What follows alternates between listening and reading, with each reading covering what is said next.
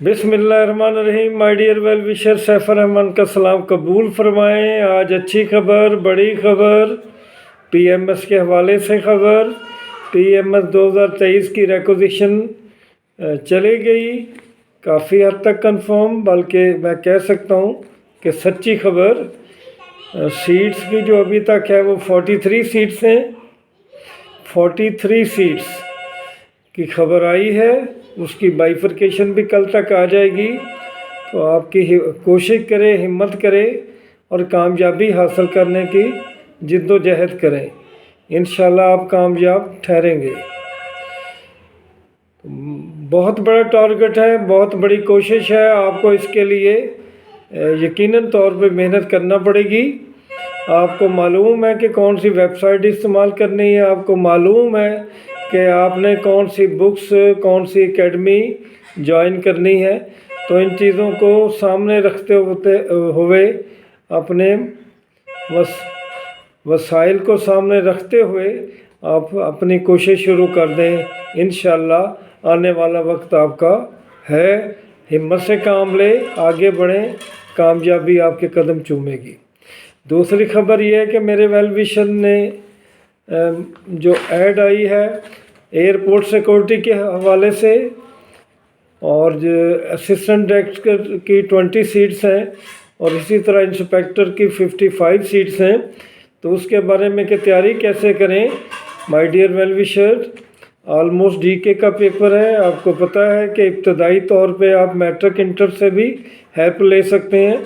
कोई अच्छी किताबें पढ़नी है, ज़्यादा हिम्मत करनी है तो कारवान वालों का इंसाइक्लोपीडिया देख सकते हैं। प्रोफेसर नजीब साहब की बुक्स हैं, प्रोफेसर सबान साहब की बुक्स हैं, इम्तियाज़ शाहिद साहब का लेटेस्ट एडिशन है, वो भी आपके लिए अवेलेबल है।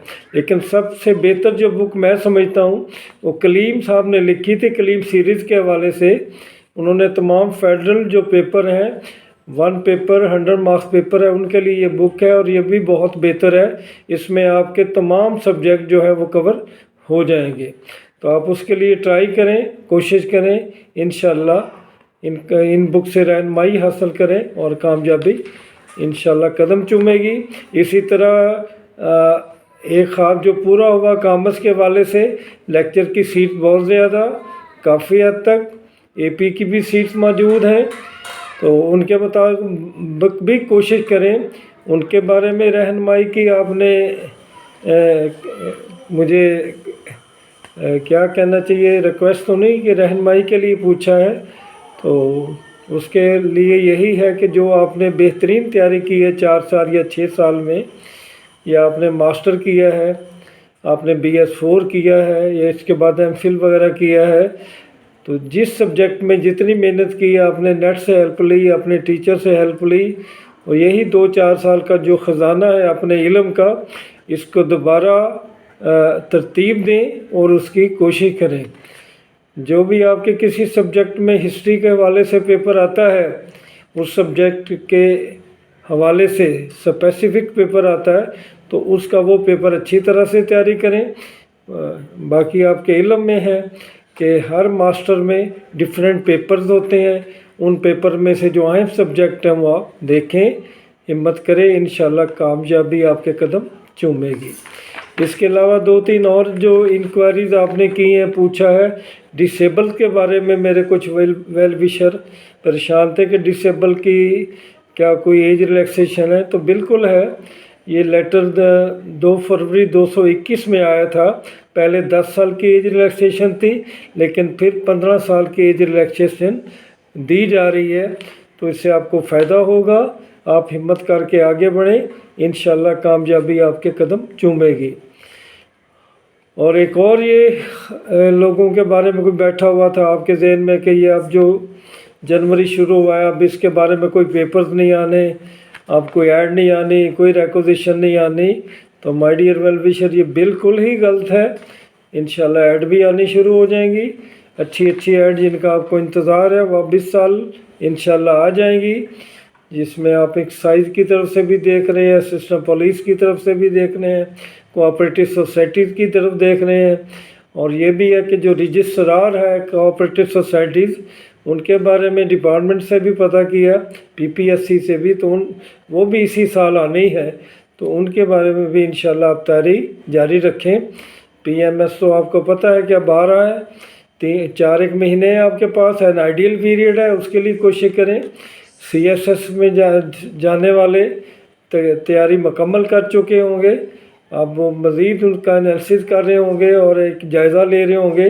اگلے سال کی تیاری کرنے والے ابھی سے تیاری پکڑ لیں، کیونکہ CSS کا پیپر جو ہے وہ اس میں کافی کچھ کرنا پڑتا ہے، اسی طرح PMS میں بھی، اور لیکچر کی سیٹ بھی مائی ڈیئر ویل وشرز آنی ہے، HM وغیرہ کی بھی آنی ہے۔ سب کے ساتھ آپ امید سے جڑے رہیں۔ آخر میں یہ کہنا ہے کہ آپ بالکل بے فکر ہو کے اللہ تعالیٰ پہ اپنا ایمان قائم رکھ کے، جو ہوتا ہے اللہ تعالیٰ کی طرف سے ہوتا ہے۔ آگ لگانے کا کام تو انسان کے ہاتھ میں ہے، لیکن ہواؤں کا رخ بدل دینا میرے ہی خدا کے ہاتھ میں ہے، اس پر وہی قادر ہے۔ اور جتنے بھی غلط جذبے ہیں، حسد ہے آپ میں، آکڑ ہے، فخر ہے، کسی بات کا غرور ہے، اس کو نکال پھینکیں۔ یہ سارے عارضی تباہیاں ہیں جو آپ کے مستقل تباہیوں کی طرف لے کے جاتی ہیں۔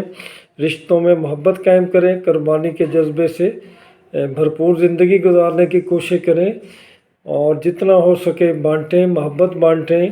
آپ کے پاس جو چیز بھی زیادہ ہے بانٹیں، انشاءاللہ وہ ملٹی پلائی ہو کر آپ کے پاس آئے گی، آپ کے سامنے آئے گی، آپ کے ساتھ رہے گی۔ اللہ تعالیٰ آپ کا حامی و ناصر ہو۔ خدا حافظ، پھر ملاقات ہوگی۔